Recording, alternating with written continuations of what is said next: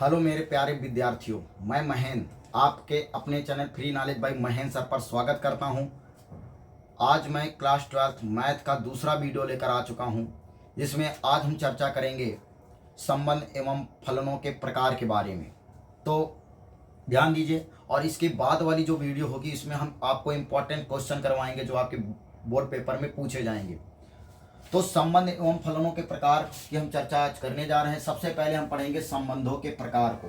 किसके बारे में? संबंधों के प्रकार के बारे में। इसके पहले वाली वीडियो अगर आपने नहीं देखा तो आप जाके देखिए, उसमें हमने संबंध को के बारे में बताया है कि संबंध क्या होता है। ठीक है, संबंध क्या होता है कि कोई एक समुच्चय हो। वह तो संबंध के लिए दो समुच्चय होने चाहिए, लेकिन यहाँ क्लास 12th में एक ही समुच्चय लेंगे और उसी के साथ एक संबंध बनाएंगे। ठीक है, संबंध क्या होता है आपको बताया हूं पहली वीडियो में। संबंध क्या होता है? दो समुच्चय हो, उन्हीं का कार्तीय गुणन निकाल लीजिए। उस कार्तीय गुणन में जो अवयव आते हैं उनके कुछ अवयव लेते जाइए, और जितने भी अवयव आप लेते जा रहे हो सब के सब क्या है? एक संबंध है। क्या है? सबके सब एक संबंध है। सारे अवयव ले लीजिए, कुछ अवयव ले लीजिए, लेकिन हाँ वो एक रास एक ही घर के हों। ठीक है, तो क्लास 12th में एक ही समुच्चय लेंगे और उसी के घर के साथ, यानी उसी के साथ हम क्या करेंगे? एक संबंध बनाएंगे। और आपको पता है संबंध क्या होगा? अगर आप ए को वही कह रहे हो, बी को वही ले रहे हो, तो एक रास बी निकालिए, तो यहाँ पर जितने भी अवयव हैं क्या है? एक संबंध है। और इस संबंध को मैं क्या कहूंगा? R such that A arrow B. इसका अर्थ यह है कि यहाँ पर ए आर एक संबंध है जो ए से ए में है, अर्थात ए के सारे और ए के साथ ही संबंधित हैं।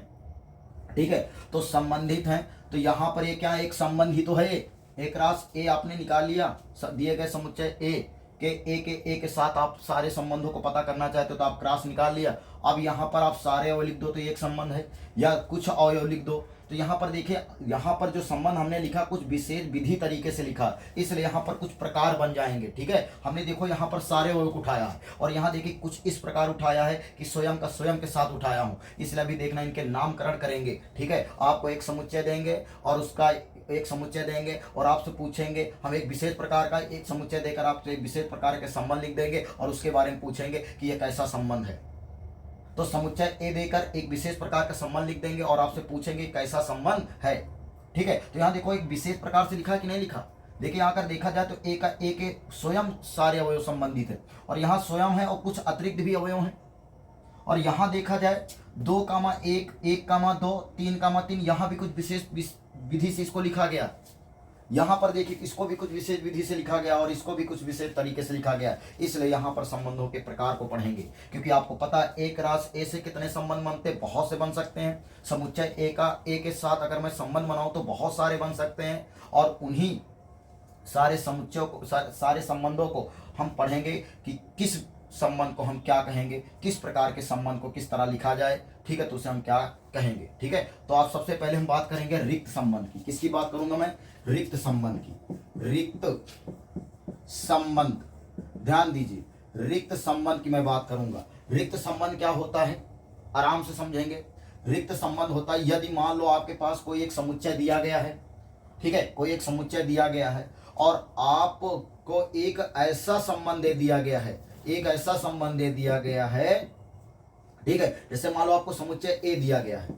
क्या दिया गया? समुच्चय 1, 2 और 3, और यहां से एक संबंध आपको दे दिया गया है 1,5, 3,6, ये आपको दे दिया गया।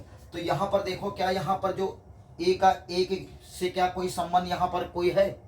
क्या यहाँ पर जो आपने आर लिया है क्या वो ए से ए के घर का है? यहाँ पे बोलो, यहाँ पे आपने एक रात से निकाला कि नहीं निकाला? दिए गए समुच्चय का स्वयं के साथ संबंध आपने निकाला है। यहाँ पे ये देखिए, ये निकाला आपने। तो क्या यहाँ पे जो अवयव दिए गए हैं क्या एक रास ए में है? बोलो, क्या दिए गए समुच्चय के दिए गए समुच्चय का स्वयं के साथ अगर सारे संबंध निकालें तो उसमें बिलोंग कर रहे हैं? नहीं कर रहे हैं। ठीक है, तो यहाँ ये रिक्त संबंध क्यों है? आप इस तरह लिखेंगे रिक्त संबंध क्यों? क्योंकि 1,5 नॉट बिलोंग टू एक रास ए, इसलिए यहाँ पर कैसा संबंध? ये रिक्त संबंध है। कैसा संबंध? ये रिक्त संबंध। क्यों? क्योंकि यहाँ पर एक रास ए के घर के अवयव नहीं है। अब इसके बाद हम बात करेंगे सार्वत्रिक संबंध की। किसकी बात करेंगे? सार्वत्रिक संबंध, ठीक है, यूनिवर्सल रिलेशन, सार्वत्रिक संबंध की हम बात कर लेते हैं। देखिए सार्वत्रिक संबंध क्या होता है, जैसे मान लो कोई एक समुच्चय आपको दिया जाए, ठीक है, एक समुच्चय दिया जाए और आपसे एक ऐसा संबंध लिख दिया जाए, ठीक है, आपको एक ऐसा संबंध लिख दिया जाए जिसमें एक रास ए के सारे और उसमें बैठे हो।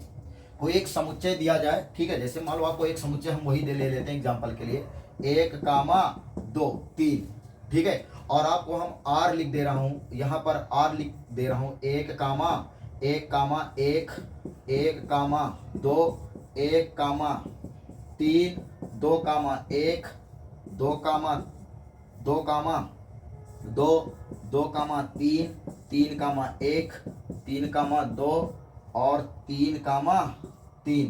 यहाँ पर देखो एक समुच्चय ए दिया गया है और एक संबंध के बारे में पूछा गया कि यह कैसा संबंध है।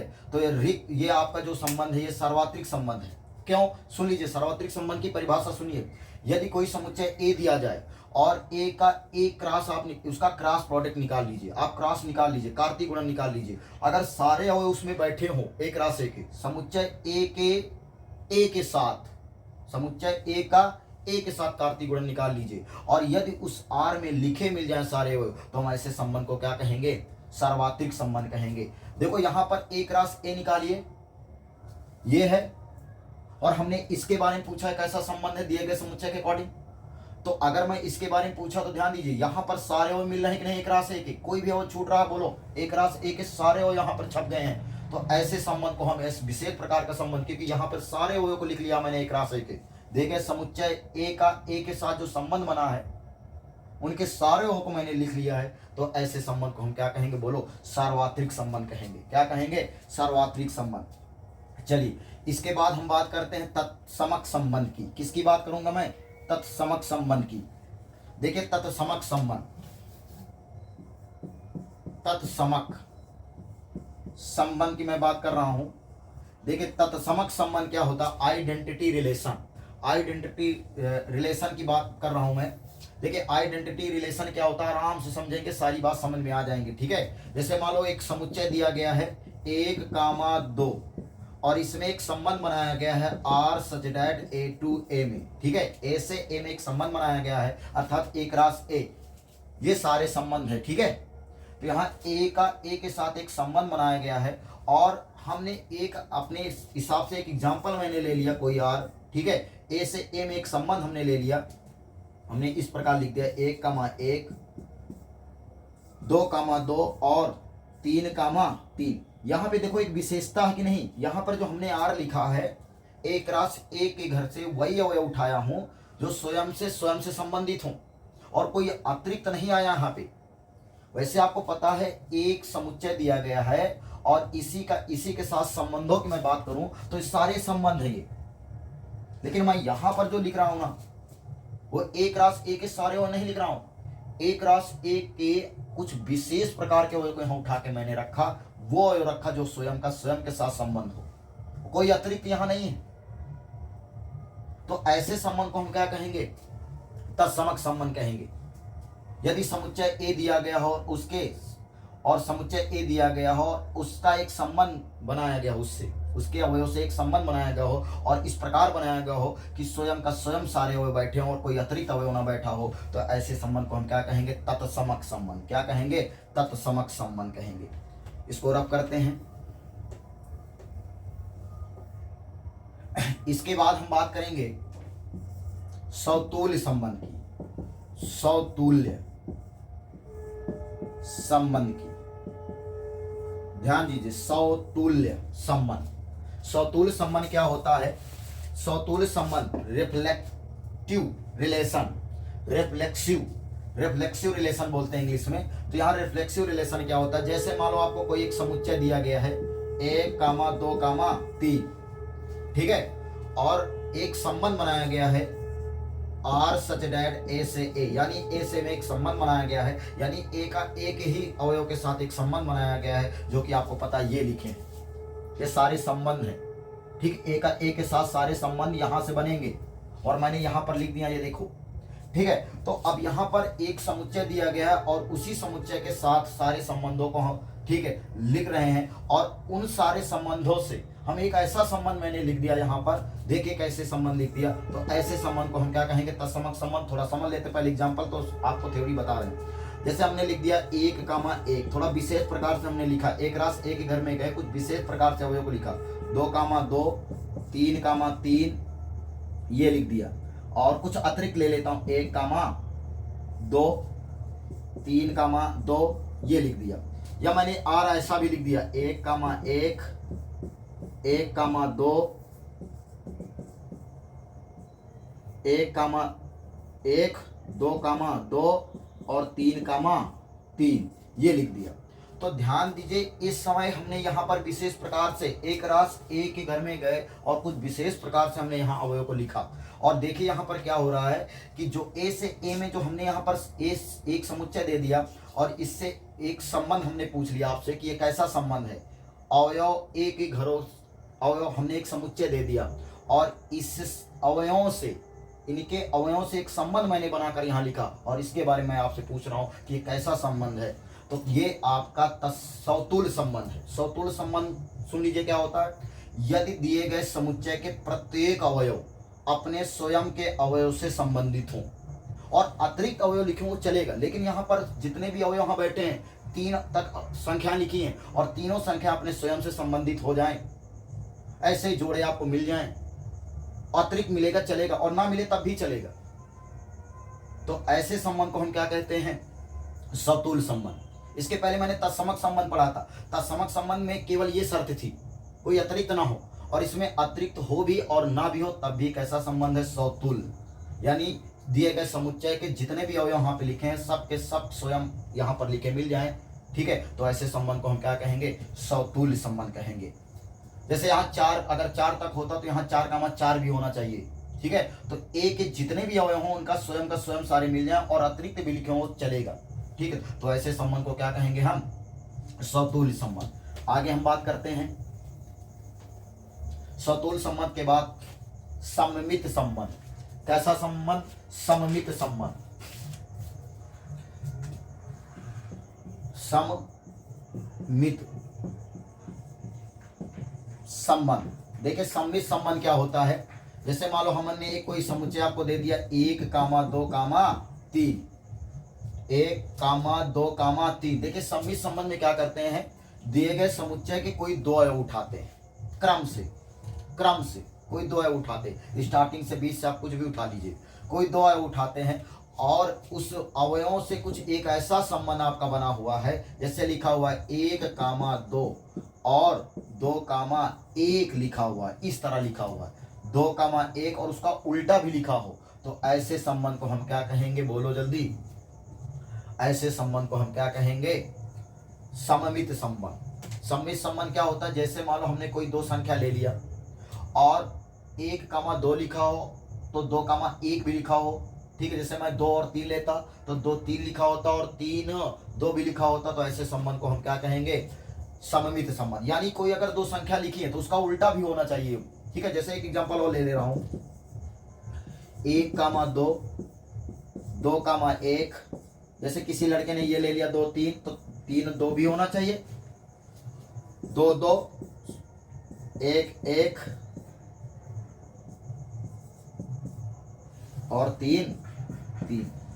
तो ये देखिए यहाँ पर 1, 2 है, 2, 1 है, 2, 3 है, 3, 1 यानी उल्टा भी है। देखो यहाँ 2, 2, 2 का उल्टा करो तो वही तो आएगा। तो ये ध्यान दीजिए, यहाँ दोनों एग्जाम्पल दिए गए समुच्चय के अकॉर्डिंग, दिए गए समुच्चय के अवयव के अनुसार ये कैसे संबंध है, सममित संबंध। सममित संबंध क्या होता है, यदि समुच्चय ए के कोई 2 क्रम से 2 उठा लीजिए, उसका उल्टा भी युग्म मिल जाए उसमें, ठीक है। कोई 2 संख्या उठाइए उसका उल्टा युग्म मिलता जाए, तो ऐसे संबंध को हम क्या कहेंगे, बोलो जल्दी, सममित संबंध कहेंगे। लेकिन कोई ऐसा युग्म ना हो, जैसे यहाँ पर देखिए, जैसे माने हमने यहाँ पर एक ले लिया, यहाँ पे जैसे हमने लिख लिया 2, 3, तो ये सममित संबंध नहीं, क्योंकि यहाँ 1, 2 है उसका उल्टा है, लेकिन 2, 3 है, लेकिन यहाँ पर अगर 3, 2 ना हो तो एक ऐसा संबंध नहीं होगा, फिर सममित संबंध नहीं होगा। इस समय ये आपका सममित संबंध नहीं है। क्यों, आप रीजन क्या लिखेंगे, अगर समुच्चय ए है और आपसे कहा जाए क्या ये समुच्चय जो आपका एक संबंध है, क्या ये सम्मित संबंध है, तो आप कहोगे नहीं। रीजन कैसे लिखोगे, R does not belong to comma 3, 2, ये नहीं है, ये नहीं, इसका उल्टा नहीं, इसीलिए तो ये कैसा संबंध नहीं है, आपका सम्मित संबंध नहीं है। आगे हम बात करते हैं संक्रामक संबंध की। संक्रामक संबंध, संक्रामक संबंध, ध्यान दीजिए संक्रामक संबंध क्या होता है। जैसे कोई एक समुच्चय आपको दिया गया 1, 2, 3 या और भी सारे कोई अवयव दिए गए, इसमें हम 3 अवयव उठाकर अभी चल रहे हैं और यहाँ इनके अवयव से एक संबंध बनाया गया है। समुच्चय ए के घरों से एक संबंध बनाया गया है, लिखा है 1, 2, 2, 3, 1, 3, इस तरह लिखा हुआ है। देखिए संक्रामक संबंध क्या होता है पहले समझ लेते हैं। यह संक्रामक संबंध के लिए हम समुच्चय ए के घर से 3 अवयव उठाते हैं, क्रम से 3 अवयव उठाते हैं। और ध्यान दीजिए यदि पहला वाला दूसरे का युग्म ना हो, पहले वाला दूसरे के साथ युग्म बना हो, दूसरा वाला तीसरे के साथ, जो 3 संख्या आपने उठाया और उन 3 संख्याओं को आइए मिलाइए, ठीक है, आर में, ठीक है, आर को जांचना है आपको कि कैसा संबंध संक्रामक है कि नहीं है। तो आप एक काम करना, 3 अवयव उठाना आप समुच्चय के यहाँ से और क्रम से उठाना, लेकिन ठीक जहाँ 3 अवयव होते 3 उठा लीजिए आप, लेकिन उसमें आप चेक करिए। चेक करना कैसा होता संक्रामक संबंध में, जैसे मान लो हमारे पास 3 अवयव हैं ए बी सी, संक्रामक संबंध तभी होगा जब ए कामा बी हो और ए का बी के साथ संबंध हो, बी का सी के साथ संबंध हो और फिर ए का सी के साथ संबंध हो, ए का सी के साथ संबंध हो। तो ऐसे संबंध को हम क्या कहते हैं, संक्रामक संबंध। देखिए यहाँ पर 3 अवयव उठाते हैं, संक्रामक चेक करने के लिए 3 अवयव उठाते हैं और इस प्रकार उठाएंगे और चेक करेंगे कि जब हमने 3 अवयव युग्म उठाया, 3 संख्याओं को उठाया और यदि एक का दूसरे से संबंध हो, दूसरे का तीसरे के साथ संबंध हो, पहले का तीसरे के साथ संबंध अगर इस तरह लिखा हो तो हम इससे संबंध को क्या कहेंगे, बोलो जल्दी, क्या कहेंगे, संक्रामक संबंध। और एक बात यहाँ पर ध्यान दीजिए, अगर 1, 2 हो और 2, 3 हो तो 1, 3 अवश्य हो तभी संक्रामक संबंध होगा, वरना नहीं होगा। यदि 1, 2 हो यानी ए बी हो, बी सी हो, तो जरूरी होना चाहिए ए और सी हो, तभी वो संक्रामक संबंध होगा। आप 3 चीजों को चेक करेंगे, क्या जो क्रम से हमने संख्या लिया उसका 1, 2 हो, 2, 3 हो, तो उस समय आप चेक करेंगे 1, 3, ठीक, तो ये आपका संक्रामक संबंध हो गया। लेकिन सर हमने देखा क्या ऐसा लिखा हुआ है 1, 2 लिखा, उसके बाद डायरेक्ट लिखा 1, 3, ये वाला टर्म नहीं है बीच में, फिर कोई अलग कोई लिख गया, जैसे मान लो 3, 2 लिख गया है, ठीक है, 1, 1 लिख गया, सर ये कैसा संबंध है। तो ध्यान दीजिए ये भी आपका संक्रामक संबंध है। क्यों, हमने अभी भी बताया कि 3 लोगों को तब चेक करते हैं, 3 लोगों को तब चेक करते हैं जब ये बीच वाला बैठा हो तो तीसरे को चेक करते हैं। लेकिन अगर बीच वाला नहीं बैठा ना, बीच वाला नहीं बैठा तो तीसरा हो भी ना भी हो तब भी चलेगा। जैसे इसको हटा दीजिए, चलिए यहां देखो 1, 2 है, उसके बाद मैं कोई दूसरा ले रहा हूं 3, 1, ये ले लिया। तो आराम समझो, 1, 2 हो तो 2, 3 हो तो जरूरी होना चाहिए 1, 3 संक्रामक के लिए। लेकिन सर हमने एक ऐसा संबंध देखा ऐसे कि 1 और 2 है लेकिन 2, 3 नहीं है, फिर इसके बाद जितने भी युग्म हैं सब अलग अलग हैं, 1, 2 है, 1 और 2 है और 2, 3 नहीं है, तो फिर आपको चेक करने की जरूरत नहीं है 3, 1 कहाँ बैठा है। जब इसके पड़ोसी ना हो तो आप ये चीज हो या ना हो तब भी कैसा संबंध होगा आपका, बोलो जल्दी, संक्रामक संबंध होगा। कैसा संबंध होगा, संक्रामक संबंध। इसको रब करते हैं, आगे हम बात करते हैं तुल्यता संबंध। तुल्यता संबंध, देखिए तुल्यता संबंध क्या होता है, एक ऐसा संबंध जो सम्मित हो, संक्रामक हो और ध्यान दीजिए, एक ऐसा संबंध जो सौतुल हो, सम्मित हो और यदि संक्रामक भी हो तो ऐसे संबंध को हम क्या कर देंगे, तुल्यता संबंध। जैसे एक क्वेश्चन दिया जाएगा और आपसे कहा जाएगा सिद्ध कीजिए कि तुल्यता संबंध है, तो तुल्यता संबंध डायरेक्ट सिद्ध नहीं होगा। पहले आप क्या करेंगे, सौतुल्य चेक करेंगे, सम्मित चेक करेंगे और संक्रामक चेक करेंगे। तीनों अगर हो जाते तो आप कहेंगे तुल्यता संबंध है, वरना नहीं है। संबंधों की प्रकार की बात हो गई। अब हम बात करेंगे फलन की। तो हम अब बात करेंगे फलन की। फलन को इंग्लिश में क्या कहते हैं, फंक्शन, और दूसरी भाषा में इसको प्रतिचित्रण भी कहा जाता है। देखिए, फलन अगर देखा जाए तो समानता एक प्रकार का संबंध ही होता है। फलन एक प्रकार का संबंध होता है, लेकिन कैसे संबंध को हम फलन कहेंगे, तो थ्योरी के माध्यम से पहले हम समझ लेते हैं। यदि कोई दो समुच्चय इस प्रकार संबंधित हो कि समुच्चय ए का प्रत्येक अवयव समुच्चय बी में अद्वितीय प्रतिबिंब दे, तो उस प्रकार के संबंध को फलन कहते हैं। ध्यान दीजिए, हम यहाँ पर दो समुच्चय ए ले लिया और कोई समुच्चय एक दूसरा बी ले लिया, और इसमें एक संबंध को हम बता रहे हैं, ए से बी में एक संबंध है, ठीक है। और कैसे संबंध को हम फलन कहेंगे, यहाँ ए से बी में एक संबंध बनाया गया है और इसे फलन कहा जा रहा है। तो क्यों कहा जा रहा है, इसकी बात ध्यान दीजिए बात को। यदि ए हम बोले तो प्रांत, यदि प्रांत का अर्थात समुच्चय ए का प्रत्येक समुच्चय बी में अद्वितीय प्रतिबिंब दे, मतलब ए का जो अवयव है बी के सिर्फ एक लोक से मिले। ए का जो अवयव है, प्रत्येक अवयव है, बी में एक ही लोक से मिले, तो ऐसे संबंध को हम क्या कहते हैं, बोलो, फलन कहते हैं। ठीक है, तो ये आपका एग्जाम्पल हो गया। दूसरा देख लेते हैं, क्या ये फलन है। यहां पर देखिए, ए का एक से संबंध, बी का दो से संबंध, तीन का तीन से संबंध, यहाँ डी का तीन से संबंध, मतलब यहाँ दो लोग एक लोग से संबंधित। हाँ, तो संबंध में ये भी ध्यान दीजिए, संबंध में ए के दो लोग बी में एक लोग से मिले, संबंध होगा। सारे लोग एक लोग से मिल जाए बी में, चलेगा, यानी प्रांत के सारे इसके एक लोग से मिले या दो लोग इसके एक लोग से मिले, तो तब भी यहाँ पे संबंध फलन होगा।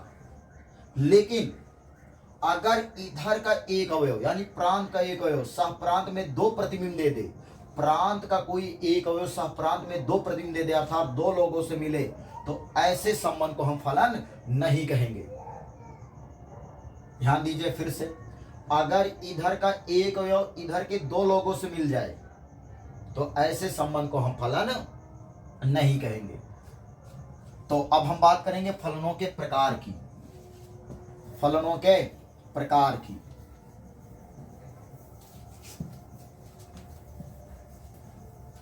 सबसे पहला आपका फलन है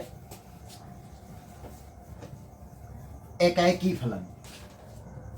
अब हम बात करेंगे फलनों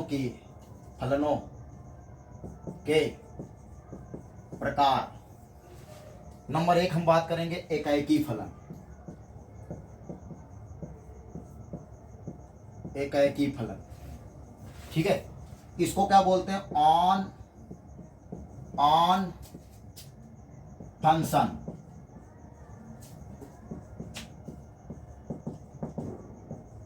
या इसको एकाएक फलन भी बोलते हैं। ठीक है, इसको क्या बोलते हैं, एकाएक फलन।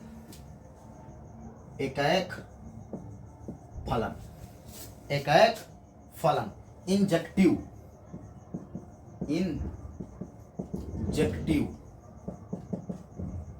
फंक्शन, इंजेक्टिव फंक्शन बोलते हैं। ये एकाएक फलन क्या है, आराम समझेंगे। जैसे मान लो आपको प्रांत दे दिया गया है, या अर्थात कहें तो समुच्चय ए दे दिया गया है, 1, 2, 3, और आपको एक सह प्रांत दिया गया है, सह प्रांत बी बराबर दिया गया ए बी सी डी, ये दिया गया आपको, और एक इससे एक फलन बनाया गया है, ए से बी में एक फलन बनाया गया है, और उस फलन को कुछ इस प्रकार लिखा गया है, यानी फलन को इस प्रकार लिखा गया है, 1 कामा ए, 2 कामा बी, 3 कामा सी, इस तरह लिखा गया है। तो यहाँ पर देखो कुछ विशेष प्रकार से ए और बी में एक संबंध हमने बनाया है और एक विशेष प्रकार का यहाँ पर संबंध है। तो इसे हम एक क्या बोलेंगे, बोलो यहाँ पर इसको एक संबंध बोलेंगे, एकाएकी। यहाँ पर जो एक संबंध लिखा गया है इसे एकाएकी फलन कहेंगे। क्यों एकाएकी फलन कहेंगे? एकाएकी फलन की परिभाषा क्या है? यदि समुच्चय ए का अलग अलग अवयव, समुच्चय ए का अलग अलग अवयव, समुच्चय ए का अलग अलग अवयव समुच्चय बी में अलग अलग प्रतिबिंब दे, समुच्चय ए का अलग अलग अवयव समुच्चय बी में अलग अलग प्रतिबिंब दे, तो ऐसे संबंध को हम क्या बोलते, बोलो एकाएकी फलन कहते हैं। देखो अलग अलग अवयव अलग अलग लोग से संबंधित है, यहाँ छूट जाए कोई दिक्कत नहीं चलेगा, ठीक है। तो ऐसे संबंध को हम क्या कहेंगे, बोलो जल्दी।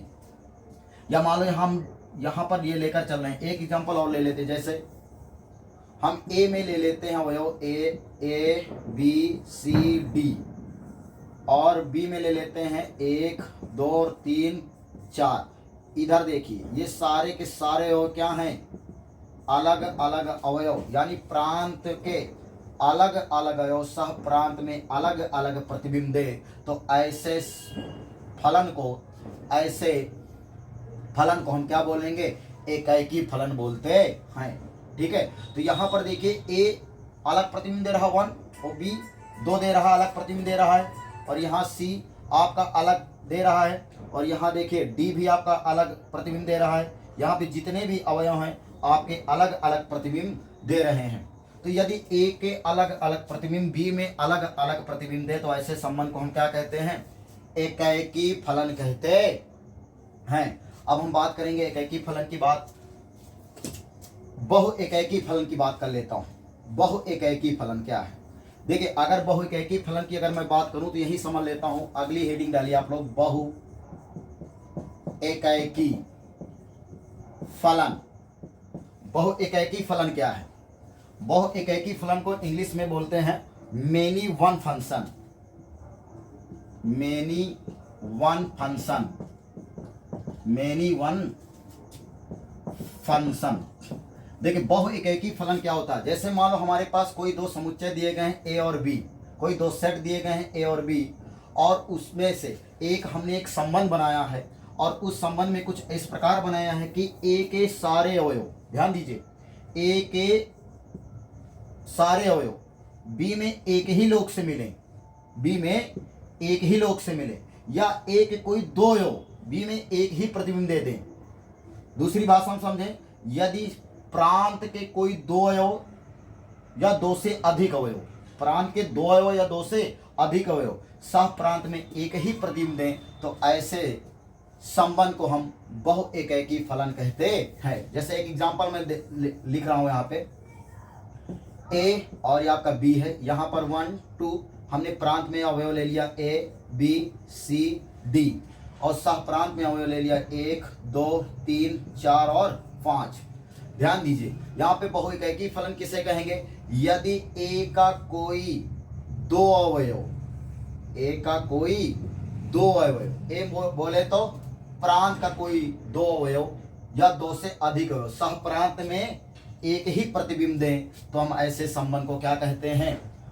बहु एकाएकी फलन कहते हैं। क्या कहते हैं? बहु एकाएकी फलन कहते हैं।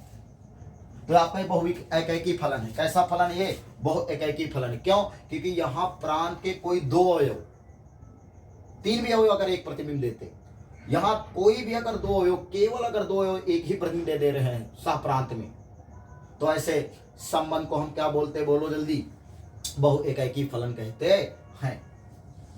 अब हम बात करेंगे आगे, बहु एकाएकी फलन के बाद हम आच्छादक फलन की बात करूंगा। आच्छादक फलन कैसा फलन? आच्छादक।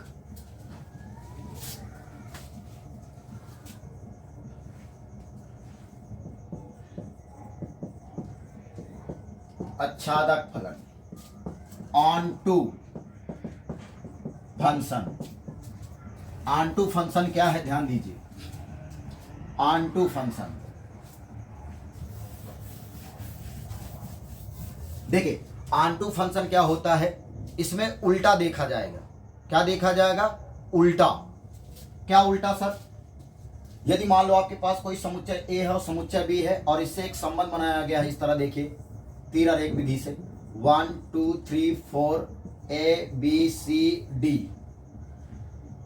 ठीक है, यहां पे हम ले लेते हैं, मान लो 3 अवयव यहाँ पे, तो 1 2 3 और बी में ले लिया। ठीक है, अब यहां पर देखिए आच्छादक फलन क्या होता है। यह आच्छादक फलन में क्या होता है,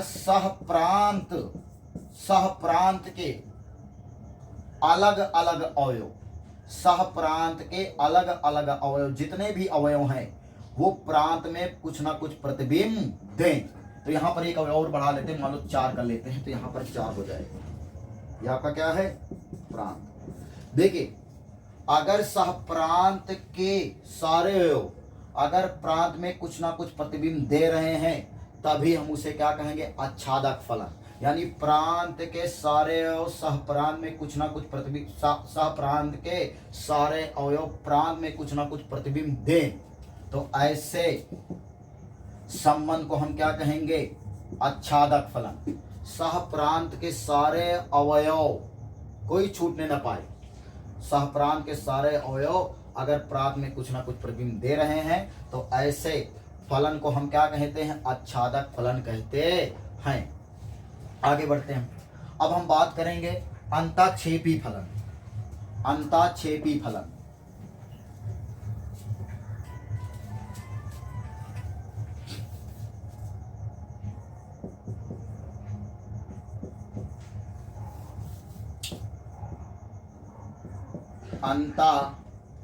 अंतःक्षेपी फलन, अगली हेडिंग है अंतःक्षेपी फलन इनटू फंक्शन। इनटू फंक्शन अंतःक्षेपी फलन क्या है? जैसे मान लो हमारे पास कोई दो समुच्चय ए और कोई दूसरा समुच्चय बी दिया गया हो और इससे एक फलन बनाया गया हो ए टू बी में, और इस प्रकार बनाया गया हो कि यदि समुच्चय ए और आपका समुच्चय बी है, यदि इसको क्या बोलते हैं? सहप्रांत, और इसको क्या बोलते हैं? प्रांत। यदि प्रांत का कुछ ऐसे संबंधित हो कि प्रांत के कुछ अवयव सहप्रांत के कुछ अवयव प्रांत में प्रतिबिंब ना दें, तो ऐसे फलन को हम क्या कहेंगे? अंतःक्षेपी फलन। देखिए जैसे मान लो ए तो दे रहा प्रतिबिंब, सहप्रांत का ए वाला अवयव एक ए में दे रहा, बी वाला दे रहा, सी वाला दे रहा, लेकिन ये डी वाला यहां से संबंधित नहीं है। यहां पर डी जो है संबंधित नहीं है। डी क्या है? किसी भी अवयव से संबंधित नहीं है। ठीक है, तो यहां पर हटा देते हैं 4 को। ठीक है, ये इतना लेते हैं। देखिए यहां पर अगर सहप्रांत के सारे अवयव प्रांत में प्रतिबिंब दे रहे हैं, सहप्रांत के सारे यदि प्रांत में प्रतिबिंब दे रहे हैं, तो उसे हम क्या कहे थे? बोलो जल्दी। उसे हम बोले थे आच्छादक फलन। क्या बोले थे? आच्छादक फलन। अंतःक्षेपी फलन क्या होता है? यदि सहप्रांत का कोई भी एक अवयव या दो अवयव यदि प्रांत में प्रतिबिंब नहीं दे रहे हैं, यदि सहप्रांत का कोई अवयव छूट जाए और जो ए से संबंधित ना हो, ए के घर से कोई अवयव से संबंधित नहीं, यहाँ देखो डी छूट रहा है कि नहीं छूट रहा, जो कि यहाँ पर ए के किसी अवयव से संबंधित नहीं है। इसलिए यदि सहप्रांत का कोई अवयव छूट जाए ए से संबंध बनाने में, तो ऐसे संबंध को हम क्या कहते? बोलो, अंतःक्षेपी। ठीक है, तो यहाँ बात कर लिया संबंधों की प्रकार के, फलनों के प्रकार की, और अगले वीडियो में हम आपको इम्पॉर्टेंट क्वेश्चन की चर्चा करेंगे, जिसमें आपके होंगे सिर्फ बोर्ड पेपर में पूछे जाने वाले क्वेश्चनों की हम चर्चा इसमें करेंगे। तीसरे वीडियो में हम आएंगे जिसमें सिर्फ आपके जितने भी एग्जाम में पूछे जाने वाले क्वेश्चन उनकी हम चर्चा करेंगे। बस करते हैं, आज के दिन इतना ही।